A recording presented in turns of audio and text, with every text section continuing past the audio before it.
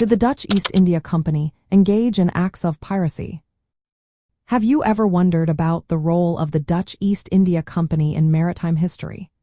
The Dutch East India Company, known as the Verenigd Oostindische Company, was a major player in trade during the 17th and 18th centuries. Established in 1602, it held a monopoly on Dutch trade in the East Indies, which includes present-day Indonesia. The company was involved in a wide range of activities, from trading and colonization to military actions. But what about piracy? The relationship between the Dutch East India Company and piracy is quite complex. While the company was not primarily a pirate organization, it did engage in actions that could be viewed as piratical.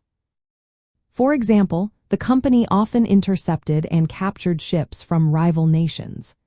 Spanish galleons were common targets as the company sought to control trade routes and resources.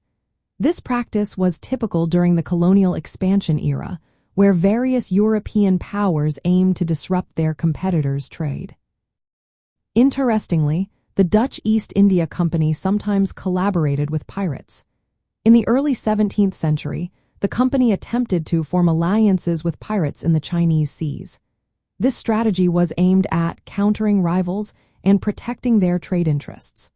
The company would use these pirates to attack rival ships while ensuring the safety of their own vessels.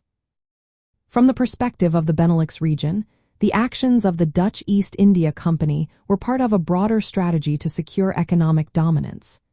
Engaging in piracy-like activities was seen as a means to an end. However, it also highlighted the corrupt practices that plagued the company, including embezzlement and private trading by its officers. The impact of these piracy-like activities on trade and commerce in the Benelux region was significant. The Dutch East India Company helped the Netherlands gain a strong foothold in global trade. However, these actions also contributed to the company's decline due to corruption and mismanagement. Today, the legacy of the Dutch East India Company continues to influence the economic and cultural heritage of the Benelux region. It serves as a reminder of the complex and often controversial history of colonial trade.